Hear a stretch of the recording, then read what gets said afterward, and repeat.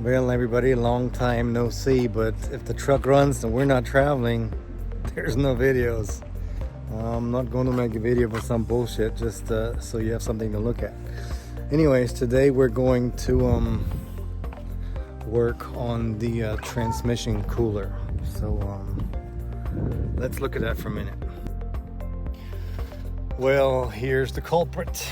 And that's the this little thingy right here is supposed to cool your transmission, and it does when it's cold outside and it's around 20 degrees. But when it's summer temperatures and we're looking at about in the 30s or plus 30, or you're going into Spain or somewhere, you're screwed on this little cooler right here, because your transmission cooling temp will go up. Yeah, this is the new cooler right here. As you can tell, it's more than double the size. This is a True Cool 40. I ordered it in black because it fits the whole front end right here. And I'm going to take off the little cooler right here. I mean, just look at the difference right here. This is the True Cool right here. And below that in the center, and that's the transmission cooler for now. So you can tell that certainly is a big difference. But anyways, I'm going to take off the braces right now, right here. And then I'm gonna lift this cooler forward and kind of look. I've put some diapers on here basically for oil, to absorb the oil that might come out of here when I disconnect it, because I'm in a public road right now. And I'll disconnect the original connectors right there and take the whole radiator out and kind of see what I have to do in order to get these brackets bedding in. I think I have to take these rivets out, and then I'll see how I can mount the new cooler. Got all the hardware here with it. Got a hose, everything else. So yeah. I guess let's get started. As you can tell, I'm not on my own today. I got my little daughter here. She's going to be putting down a masterpiece, and I'm going to get dirty on this one now. Okay, so what I'll have to do is I got the screws out. Those are 13 mil basically, that you can take these out with 4 of those, but I left the bottom 2 in. I'm going to drill out these rivets right now in order to get the actual radiator off these brackets, because these brackets will reuse again. Well, there's a little safety ring in there like that, in between the connection, in this little indentation here. There's that ring, and then you're supposed to be able to pull the piping just out. So I'm gonna have to do it on this one right here. There's the ring.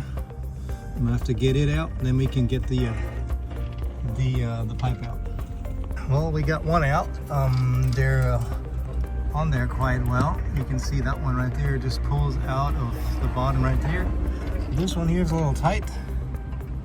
It's a bit of a pain right now, but I'll get it out in a minute too. And whatever you do, you have to be careful, because there's a radiator behind it. So don't get too crazy on this whole thing.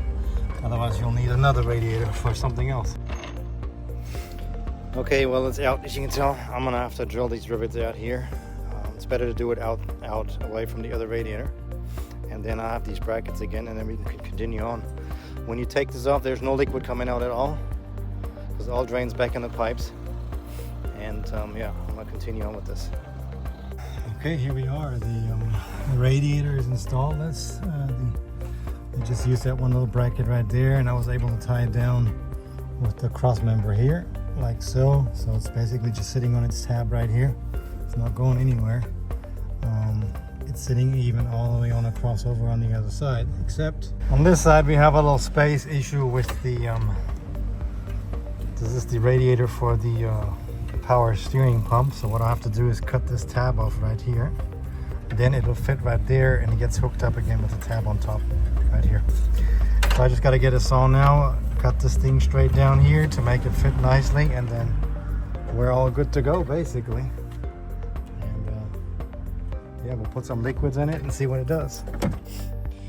Okay, well, this was the tab I took off basically. I bent it over once, but it was enough, so now I took it off. I secured the power steering cooler right there with its screw, so it sits there pretty much just like it did before. And then now we got enough space for the cooler for the transmission. And I'm gonna start it now. Check for leaks, put in a little fluids in, and that's it basically. So that's all for today. Hey y'all, it's day 2 of a 30-minute upgrade. What a pain in the ass. It doesn't fit quite the way I want it, so I'm gonna have to measure some things out and kind of work on the spacing a bit more. I'll show you in a minute what's going on.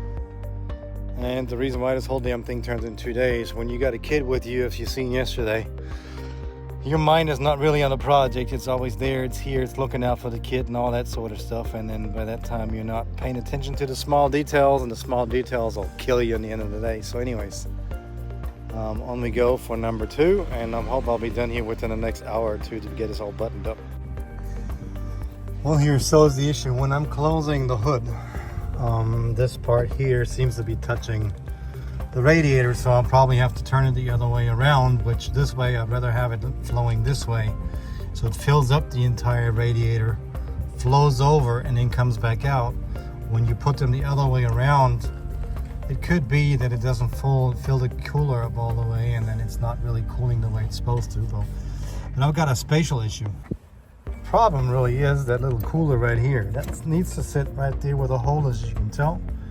There's the tab, they're supposed to go in here. And it is, when I do that, I have to move that one over further, put that here. But now you can tell this fitting here is kind of standing on the bend in the middle. So if I turn it around, I might get enough space to get in there behind, in between there. If I get in between there, I have enough clearance for the front. So yeah, let's take the whole thing back apart. I've already bought new hoses to get a longer hose out of that, or to kind of redo it, whichever was a pain in the ass. So as you can tell, 30-minute deal turns into like 2 days. All right, now I gotta figure it out. I got the little cooler over there mounted, and it works out just like this, but you have to put the fittings towards the bottom. So I'm gonna have to drill the holes now to make it fit. Then I gotta put the hoses on, and this is the way that eventually I'll fit to the truck, and the hood can close without issues. Well, here we are. Got the hoses hooked up, doing a leak check right now, and doesn't look like it's leaking. I think we're good on either side. There's no leaks down below. Because it looks good, we can kind of drop her in. Looks almost original, except it's got the big cooler in it. But I have to keep an eye on the temperature gauge now to see what it looks like, if it's any lower than what it was before. And then in a couple of weeks, I'm gonna go into the big shop, lift the car up, and kind of check to see if everything's really tight underneath. But for now, it seems to be it. There's no leaks. Car's gonna be hopefully running a lot cooler now.